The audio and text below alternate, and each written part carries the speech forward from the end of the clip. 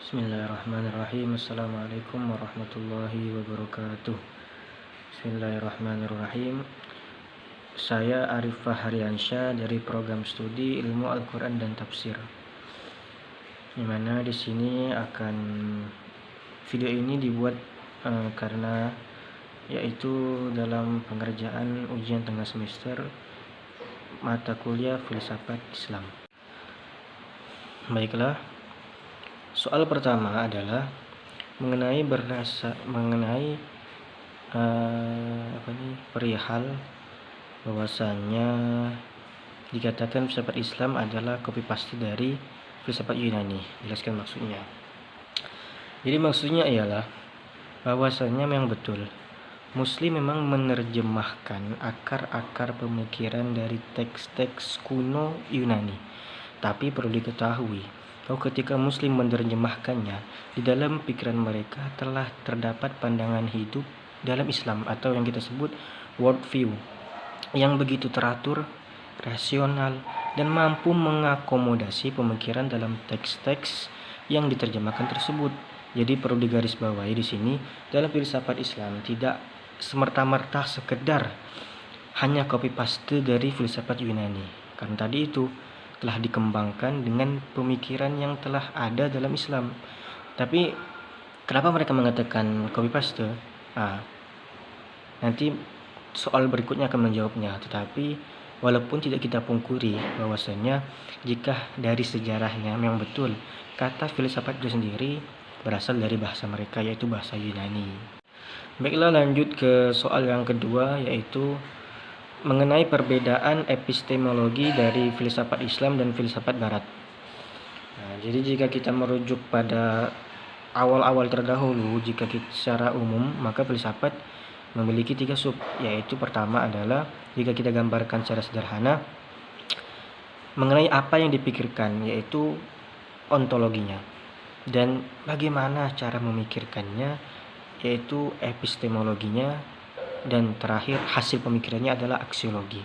Maka mengenai epistemologi adalah cara gampangannya adalah pemikiran-pemikiran yang lahir dari keduanya, yaitu dari filsafat Islam dan filsafat Barat. Tentu ini memiliki perbedaan yang sangat mendasar.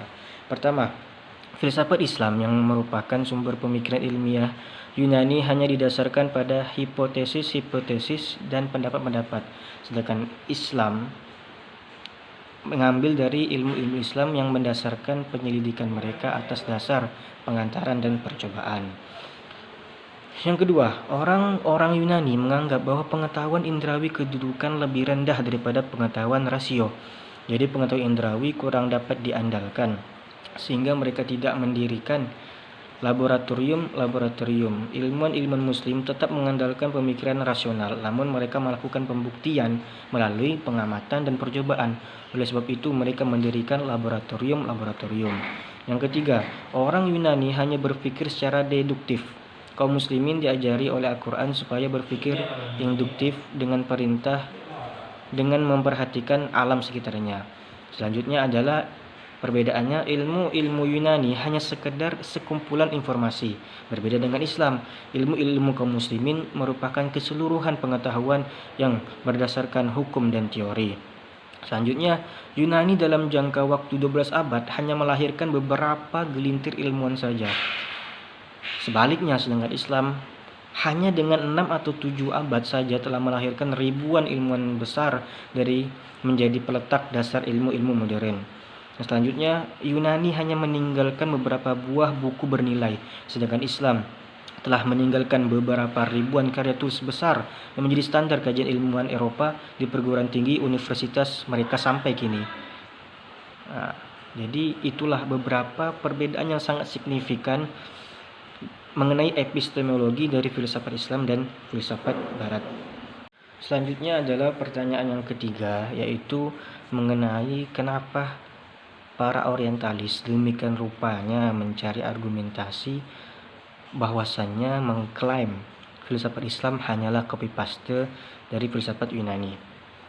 Jadi jika kita melihat secara mendalam dan menurut bacaan-bacaan dari artikel dan sebagainya setelah saya baca, Sebenarnya penolakan orientalis ini dia hanya berkutat yaitu daripada sejarah, yaitu sisi historis dan filologisnya.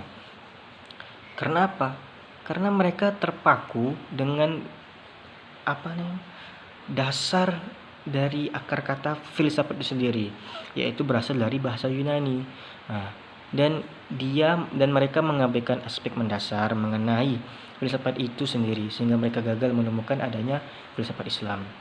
Maka klaim orientalis bahwa filsafat Islam itu nisbi disebabkan studi mereka yang menggunakan pendekatan histori dan filologis. Seorang pakar, Sayyid Hussein Nasr, menyebutkan pendekatan orientalis ini sama dengan pendekatan arkeolog untuk meneliti benda-benda purbakala atau artefak museum. Akibatnya apa? Mereka keliru memahami hakikat filsafat, dan akibatnya orientalis itu pun memaksakan kehendak bahwa filsafat itu harus sama seperti apa yang mereka pahami.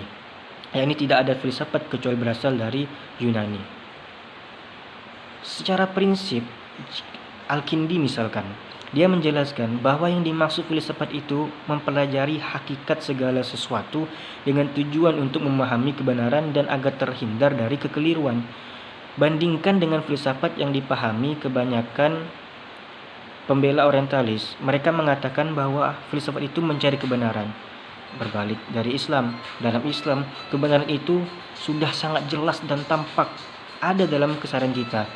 Jadi tinggal dilaksanakan, dan didegakkan. Jadi bahwasanya alasan terbesar mereka senantiasa mencari argumentasi mengatakan filsafat Islam adalah copy paste, tentunya itu menurut saya pribadi alasan terbesar adalah tentunya ingin menjatuhkan daripada peradaban Islam. Yang kedua, sebenarnya jika dilihat dan dipandang dari cara pola pikir mereka hanya terfokus dengan sejarah histori atau bahkan hanya dengan akar kebahasaan itu sendiri. Jadi itulah beberapa jawaban yang dapat saya simpulkan dan sampaikan di ujian tengah semester ini. Semoga kita semua dalam kesehatan, begitu juga dengan Pak Asmui. Semoga berkah umur selalu dan sehat selalu. Assalamualaikum warahmatullahi wabarakatuh.